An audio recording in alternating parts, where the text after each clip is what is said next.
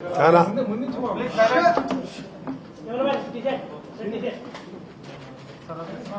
చాలా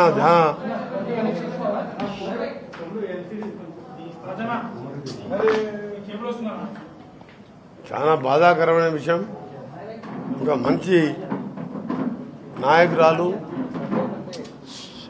ఎమ్మెల్యేగా గెలిచి 3 మాసాలు కాకముందనే మరణించడం, ఎంతో భవిష్యత్తుతో పాటు ఎమ్మెల్యేగా గెలిచిన కొన్ని రోజుల్లోనే ప్రజలకు వాళ్ళ తండ్రిలాగానే ప్రజల మధ్యలో సంబంధాలు ఏర్పరచుకొని చూసిన ఏంటంటే రాత్రి గుడికి వెళ్ళి ఇక్కడ పూజలు చేసి వచ్చి ఈరోజు కొన్ని ఇనాగ్రేషన్ కూడా పెట్టుకున్నట్టు అక్కడ స్థానిక కంటోన్మెంట్ ప్రజలు చెప్తున్నారు. ఆమె చనిపోవడం చాలా బాధాకరం. ఈ సందర్భంగా భగవంతుని ప్రార్థిస్తూ ఆమెకు శాంతి కలగాలని, ఆ కుటుంబ సభ్యులను కూడా ధైర్యాన్ని ఇవ్వాలని మాకు చెప్పడానికి కూడా మాటలు వస్తలేదు. ఎందుకంటే సాయన్న గారు చనిపోయి మన ఫిబ్రవరి 19కి ఒక సంవత్సరిక కార్యక్రమాలు పూర్తి చేసుకున్నాం. అంటే 4 రోజుల క్రితం. సంవత్సరం తిరగకముందే సంవత్సరం అయిన 4 రోజులకే ఆ కుటుంబంలో మళ్ళా ప్రజలతో ఎన్నికైన ఎమ్మెల్యే సాయన్న కూతురు మరణించడం చాలా బాధాకరం. సాయన్నతో నాకు వ్యక్తిగతంగా గత 15 సంవత్సరాలు ఇద్దరం కలిసి శాసనసభలో ఎమ్మెల్యేగా ఉన్నా, ఏనాడు ఆయన అధికారంలో ఉన్నా ప్రతిపక్షంలో ఉన్నా అందరితో మంచిగా ఉండేవాడు. ఆయనలాగానే తక్కువ సమయంలోనే లాస్యా నందిత కూడా అందరితో చురుగ్గా యాక్టివ్గా ప్రతిరోజు అసెంబ్లీలో కనిపించేది. ఇది నిజంగా కూడా ప్రతి ఒక్కరిని దిగ్భ్రాంతికి గురి చేసిన సంఘటన జరిగింది. దాంతోపాటు ఇప్పుడే గౌరవ ముఖ్యమంత్రి గారితో కూడా మాట్లాడి వారు కూడా చీఫ్ సెక్రటరీ గారు ఆదేశాలు ఇవ్వడం జరిగింది.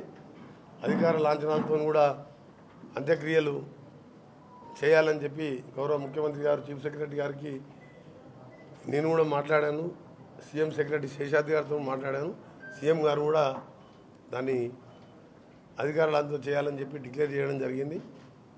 తప్పకుండా ఆ పేరు మీద, సాయన్న గారి పేరు మీద, ఆ ప్రజలలో వాళ్ళకున్న సంబంధాల మీద తప్పకుండా కంటోన్మెంట్లో ఆమె ఏదైతే కోరుకున్నదో, ఏదైతే హామీలు ఇచ్చిందో ఆ కార్యక్రమాలు కూడా పూర్తి చేస్తాం.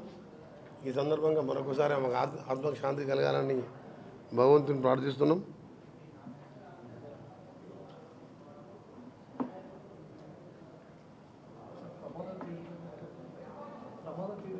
ఇప్పుడే అంటే ఏసీపీ రవీందర్ రెడ్డి గారితో మాట్లాడాను.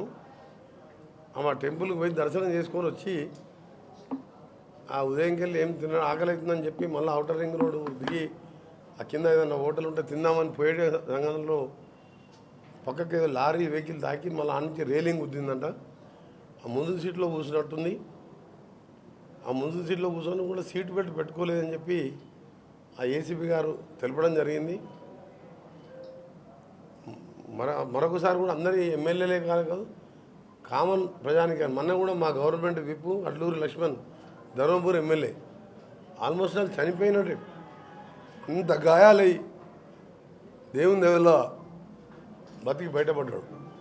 నాకు కూడా ఎన్నోసార్లు నేను 25-30 సంవత్సరాలు ఎమ్మెల్యేగా, ఎంపీగా, మినిస్టర్గా ఎన్నో ఏదో హడావుడిగా పోతుంటాం స్పీడ్గా, తొందరగా అన్ని ప్రోగ్రామ్స్ అటెండ్ చేయాలని అందరు కూడా విజ్ఞప్తి చేస్తున్నా. సీట్ బెల్ట్ పెట్టుకొని స్పీడ్ లిమిట్ కూడా మెయింటైన్ చేసుకుంటూ పోవాలని చెప్పి, ముఖ్యంగా ఈ ఎస్కార్ట్ వాహనాలు కానీ ఎమ్మెల్యేలు కానీ ఏంటంటే అన్ని ప్రోగ్రామ్స్ ఒకటే రోజు ఎక్కువ ప్రోగ్రాం పెట్టుకుంటాం, అన్నీ అటెండ్ చేయాలి.